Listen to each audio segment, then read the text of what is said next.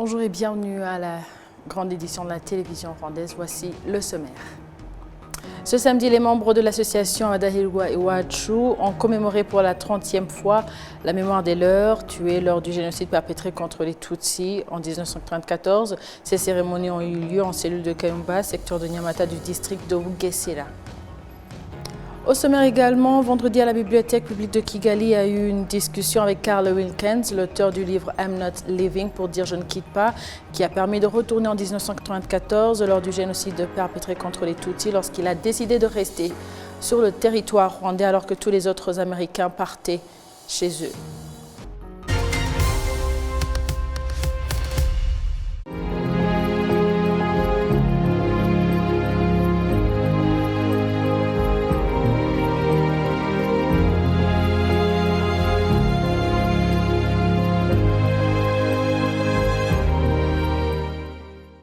Ce samedi, les membres de l'association Adahirwa Iwachu ont commémoré pour la 30e fois la mémoire des leurs tués lors du génocide perpétré contre les Tutsis au Rwanda en 1934.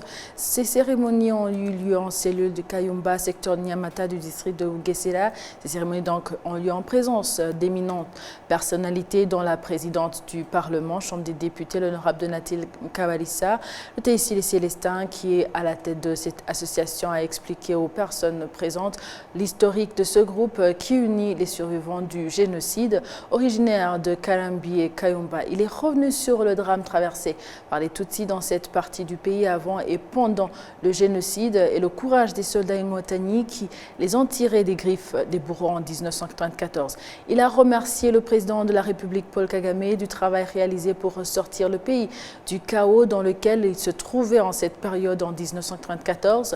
Les objectifs de la communauté Adahirwa Iwachu sont de faire face aux conséquences du génocide perpétré contre les Tutsis et de faire en sorte que ce drame ne se reproduise plus jamais. Cette association apporte également un soutien aux survivants du génocide et participe au développement économique, scientifique et social du pays.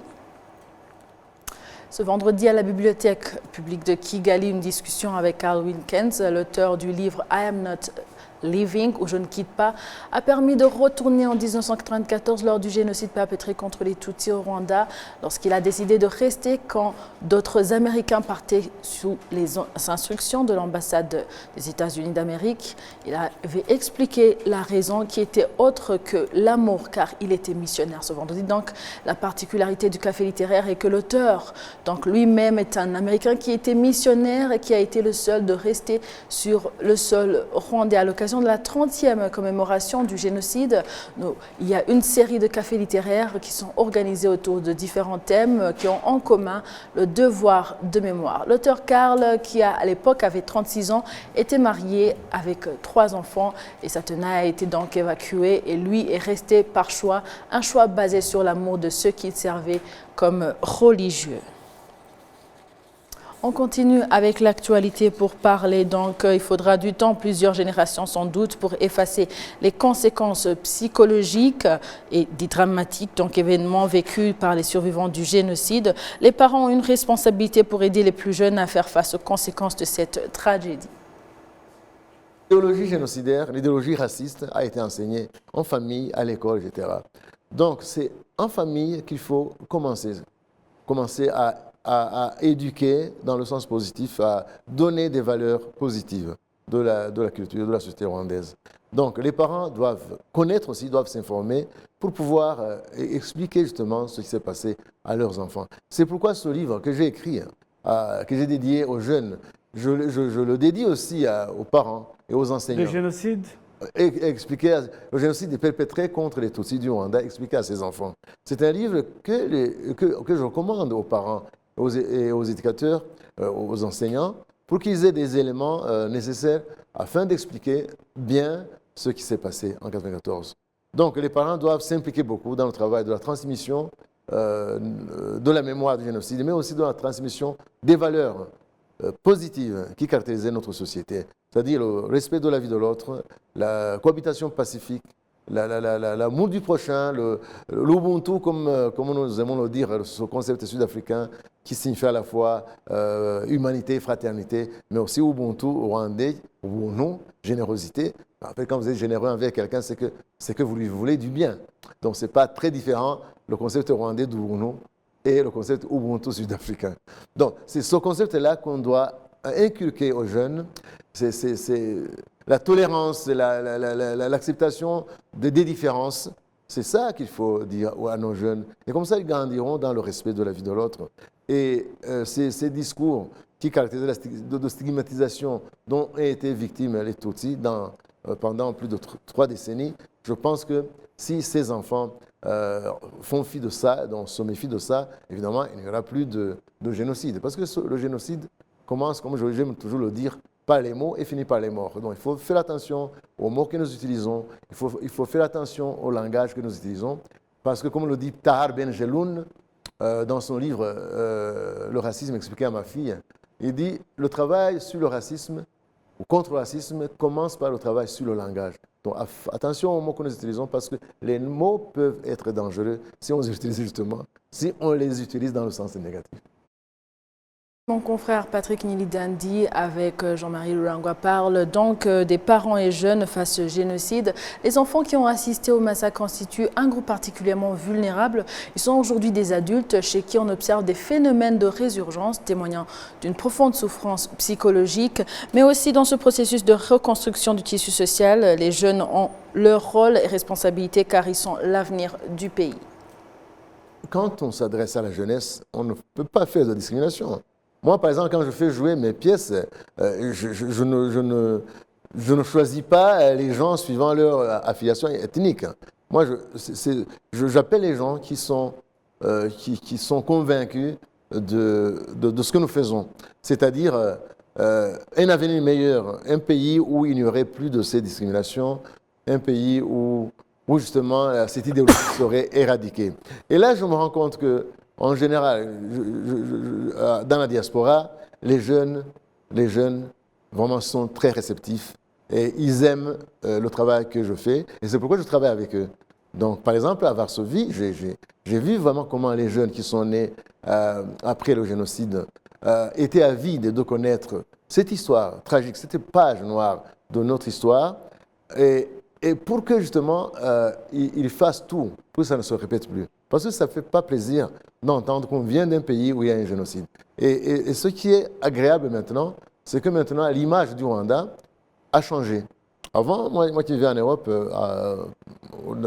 pendant les années du génocide, justement, 1994, quand je rencontrais des gens, ils me disaient « mais vous faites la honte à l'Afrique, vous faites la honte au monde, vous êtes des barbares, des sauvages ». Mais maintenant, cette image a changé. Cette image a changé parce que maintenant, on voit le Rwandais à travers la résilience, à travers le progrès, à travers les différentes transformations qui se sont faites ici. Donc, et les Rwandais, notre jeunesse est fière, franchement. Hein, elle est fière d'appartenir au Rwanda. Donc, et là, c'est un travail, évidemment, de leadership, c'est un travail de toute la population, un travail conjugué. Donc, travailler ensemble, de concert, pour que notre pays, justement, soit réputé pour sa beauté, pour ses réalisations, et non pas pour le génocide. Les rescapés du génocide perpétré contre les Tutsis au Rwanda estiment que des efforts sont nécessaires dans la préservation des preuves des familles totalement anéanties pendant le génocide commis contre les Tutsis. Les familles complètement décimées donc pendant le génocide perpétré contre les Tutsis en 1994 sont la preuve du plan d'extermination ethnique élaboré pendant longtemps. La télévision rwandaise a visité Rukumberi, l'une des parties du pays où l'on observe l'animosité extrême avec laquelle a été perpétré le génocide contre les Tutsis jusqu'à l'anéantissement total des familles. Kassim Youssouf nous fait le point. Rukumberi, secteur avec un relief aplani, est entouré par des lacs, des ruisseaux et la rivière Akagera, situation qui normalement signifie la vie suite à l'abondance de l'eau qui fait qu'il soit doux et humide comme pendant la grande saison des pluies.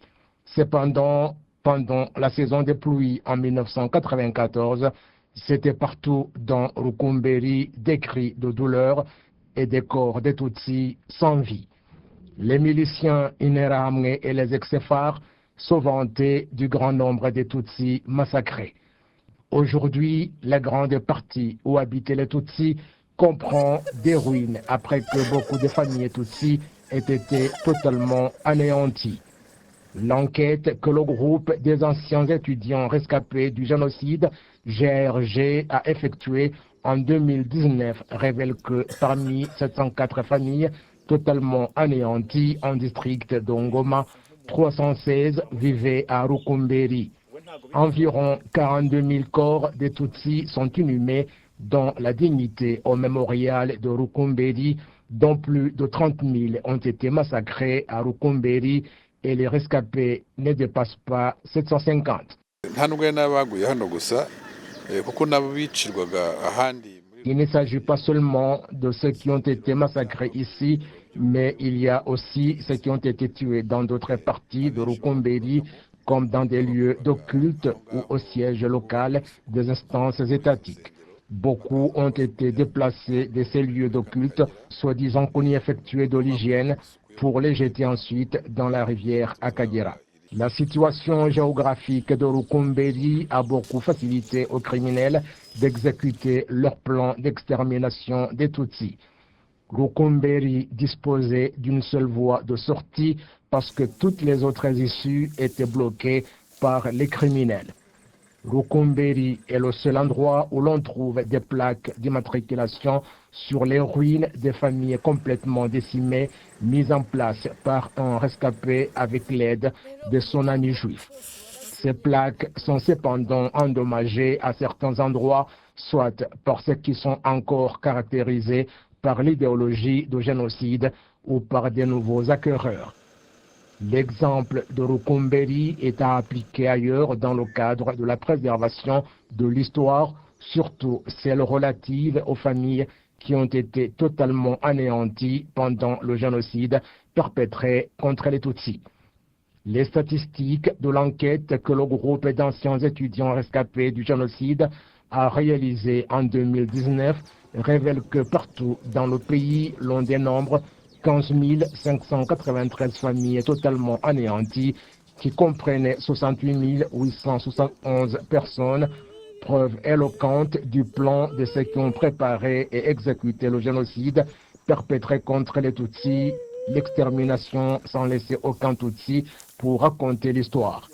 Les quelques Tutsis rescapés à Rukumberi ont été trouvés dans le marécage et sauvés par les Imontagnis le 5 mai 1994.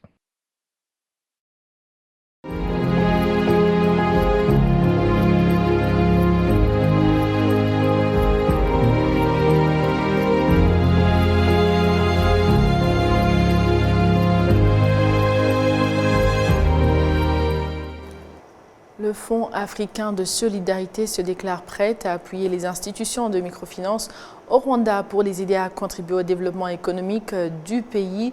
Emmanuel Alad Salah, chef de mission du Fonds de solidarité africain à Maurice, invite les opérateurs rwandais à s'ouvrir à ce fonds africain étant donné que le Rwanda figure parmi les pays qui connaissent un faible taux de prêt du fonds. C'est important qu'en face du risque bancaire, le banquier ne soit pas seul, qu'il y ait un accompagnement derrière. Et donc c'est cet accompagnement-là que nous leur proposons. Et le FSA est une institution qui est notée par Moody's, BAA1, cette notation dénote la qualité de la signature du FSA. Et aussi nous avons une pondération avec la Banque centrale. Ça voudrait dire qu'en termes de respect des ratios prudentiels, en termes de consistance des fonds propres effectifs des banques, chaque banque qui intervient, chaque prêt pour lequel la banque sollicite une couverture du FSA, la banque bénéficie d'une pondération de 20% par rapport aux fonds propres effectifs. C'est-à-dire, concrètement, au lieu de constituer 100, la banque ne constituera que 20 par rapport à ce dossier que nous couvrons. Et pas seulement ça, mais aussi, vous savez, les procédures pour réaliser les collatérales peuvent prendre du temps. Mais avec la garantie du FSA, la banque est assurée que les fonds mis à disposition de son client puissent être reconstitués très rapidement parce que nous intervenons en cas d'appel dans les 30-45 jours au maximum, une fois que toutes les conditions sont réunies. Donc c'est dire, c'est en quoi est-ce que l'appui du FSA est important pour donner beaucoup plus de capacité aux banques à financer le développement, à financer les activités, mais pour aussi dans leur fonctionnement, pour avoir beaucoup plus de confort, pour accéder aux requêtes de leurs clients. En fait, nos interventions pour les projets, c'est-à-dire que nous pouvons garantir un projet jusqu'à 80% du montant que la banque donne à son client, avec un montant maximal de 30 millions de dollars américains. Donc c'est ça notre limite par rapport à un seul projet. Voilà. Bien évidemment, aujourd'hui au Rwanda, nous sommes autour de 130 milliards de francs rwandais, qui est le volume global de nos interventions dans le pays. Mais nous avons, et ce volume global représente 2,3% de nos opérations globales, totales, dans les 21 États où nous sommes présents. Et nous disons que ce 2,3% est faible. Et c'est pour ça que nous sommes là pour travailler, pour accroître davantage ce niveau d'intervention du FSA dans l'économie rwandaise. Ça fait 45 ans que nous sommes au Rwanda. Ça fait 45 ans. Ça veut dire que le Rwanda est un membre, est un pays fondateur. Et donc, dans le passé, on a fait des opérations. Mais le chiffre du pourcentage de 2,3%, c'est au 31 décembre 2023. C'est nos chiffres au 31 décembre 2023. Et cette année, heureusement, étant donné que la mission résidente de Maurice, qui couvre le Rwanda et dont j'ai l'honneur de diriger, a déjà dans le portefeuille près de 100 milliards de demandes avec lesquelles nous travaillons, et aussi avec les promoteurs, et aussi avec les banques. Cela veut dire que au cours de cette année, nous allons faire un bon pas. J'estime bien si les banques nous accompagnent dans notre dynamisme. Et c'est la raison pour laquelle nous sommes là auprès d'elles, pour leur expliquer en quoi est-ce que nous pourrons leur être utiles.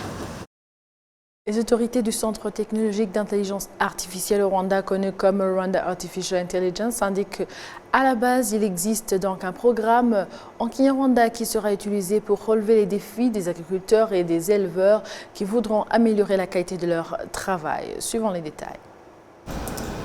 Cela fait 4 ans que le centre Rwanda Artificial Intelligence a été mis en place au Rwanda. Il s'agit d'une équipe d'environ 8 employés opérant à Nurskin House Kigali. L'équipe travaille en étroite collaboration avec diverses institutions du pays. Et au sommet se trouve le ministère d'éthique et de l'innovation. Le secteur de l'agriculture fait partie des priorités de cette équipe, comme l'explique Ndayishimiye Alain, directeur de ce projet d'intelligence artificielle. Quelqu'un peut appeler et demander conseil lorsqu'il veut faire la semence de pommes de terre, donc pour demander la météo ou bien quelle fumée appropriée il devrait utiliser, ou bien dire qu'il veut cultiver, indiquer dans tel ou tel autre district. Toutes ces questions seront désormais répondues par intelligence artificielle. Le 13 décembre 2021, la loi sur la protection des données personnelles et de la vie privée a été publiée et en avril 2023, le Conseil des ministres a approuvé une nouvelle politique en matière d'intelligence artificielle. Ce centre est l'un des 21 centres répartis dans le monde et en octobre de cette année, le Rwanda va accueillir une conférence internationale sur cette technologie. Dans le domaine médical, il n'existe que 13 personnes expertes dans l'analyse des images radiographiques. Leur rareté entraîne des retards dans le traitement des patients. L'intelligence artificielle va donc s'imposer comme une solution.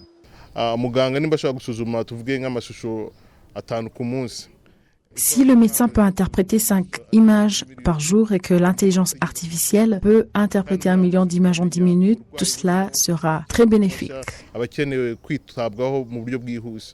En 2022, 2400 entreprises utilisaient la technologie de l'intelligence artificielle dans le monde. dont 21 au Rwanda. Et cette année-là, le Rwanda se classait au 7e rang en Afrique et 93e au rang mondial. L'une de ces institutions est la New Generation Academy qui enseigne aux enfants l'intelligence artificielle. Son directeur, Tuyisenge Jean-Claude, confirme qu'ils ont été encouragés par les opportunités que le pays leur a offertes. ndibuka ubwo umukuru w'igihugu yarari muri Amerika mu nama ya 77 y'umuryango w'abibumbye. Je me souviens lorsque le chef d'État était au 77e sommet de l'ONU qui a eu lieu aux États-Unis. Il a déclaré que notre avenir est construit sur la technologie. De plus, ce que j'entends par notre avenir, l'un est la jeunesse du pays, l'autre est la technologie. Donc, en combinant l'avenir et la jeunesse dont nous parlons, nous avons eu l'idée de présenter la technologie aux jeunes enfants âgés de 3 à 12 ans. Il est attendu que l'intelligence artificielle accélère le développement du pays en réalisant la vision du pays d'être un pays qui aura une économie moyenne en 2035 et un pays à une économie élevée en 2050. Les personnes vivant avec un handicap en district de Ruavu appellent à un arrêt rapide et de manière définitive des discriminations dont elles sont sujets de la part de certains citoyens dans le quotidien. La télévision rwandaise a fait une descente sur terrain. Suivez le récit de Patrick Nyilidandi. Alors que des efforts sont entrepris par le Rwanda en vue de lutter contre toute forme de discrimination, les personnes vivant avec un handicap se plaignent de constater qu'il y a encore des discriminations avec différentes formes de violence, d'exclusion et d'isolement qui les touchent, mais aussi contre les personnes qui souffrent de certaines maladies, notamment le VIH-Sida.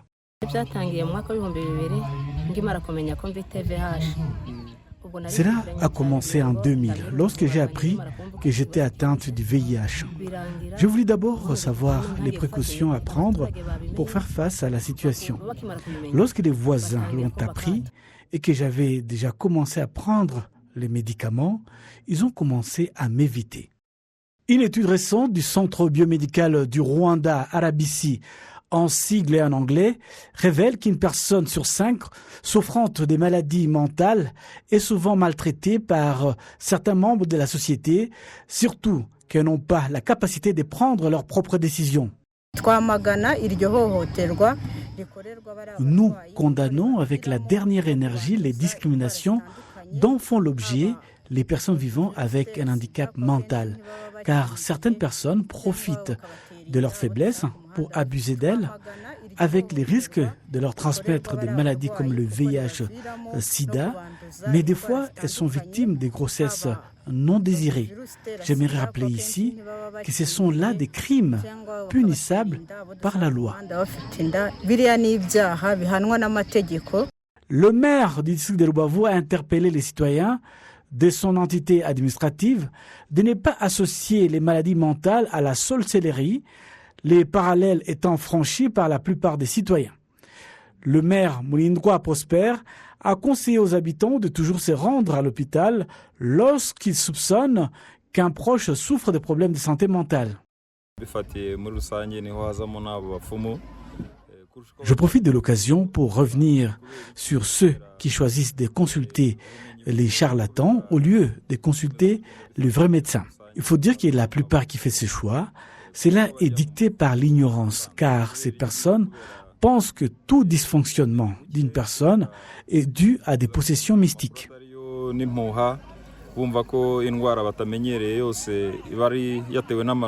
En district de Rubavu, plus de 14 000 personnes souffrent de divers handicaps. À travers cette campagne, un appel a été lancé aux parents qui cachent leurs enfants souffrant de différentes formes de handicap, de briser les tabous liés à de telles pratiques, car cela viole les droits de l'enfant vivant avec handicap. Certaines femmes et filles travaillant dans le secteur industriel se félicitent des différents programmes mis en place visant à aider ces dernières à travailler dans l'harmonie, car cela leur a permis de travailler dans la confiance en toute sécurité. Le récit de Patrick Nyilidandi. Ouamaoro Joyeuse est une employée dans une usine de transformation de ciment. Elle est mère et en ce moment, elle allait son bébé. Elle a obtenu un certificat attestant que son entreprise fait la promotion du principe d'égalité et d'un travail sans discrimination. Quelqu'un ne peut pas bénéficier d'une promotion sans avoir une performance reconnue. Si on est femme et qu'on est compétente, personne n'aura à redire, car la société a beaucoup évolué. Cette femme ne bénéficiera pas d'une promotion seulement technique, mais elle peut aussi être promise à des postes de responsabilité. La promotion du principe d'égalité et de l'harmonie au sein de l'entreprise a permis d'augmenter la production dans cette usine et de maintenir sa qualité à un niveau satisfaisant. Depuis 2018, les entreprises publiques et privées ont commencé à être tenues de respecter les principes d'égalité et d'harmonie. Certaines entreprises ont reçu des félicitations pour avoir mis en œuvre cette politique. Malgré des avancées significatives, un long chemin demeure pour permettre d'atteindre tous les objectifs. Vous avez vu que certaines femmes travaillent sur des machines et pourtant avant, cela n'était pas admis. Cela démontre que certaines compagnies ou sociétés ont créé la confiance auprès de certaines jeunes filles qui décident de s'y lancer. Cette évolution est un signe encourageant pour la société tout entière. Jusqu'à présent, 18 entreprises ont reçu les documents visant à renforcer les principes d'égalité et d'harmonie au travail au Rwanda, dont 4 sont du secteur gouvernemental et 14 du secteur privé.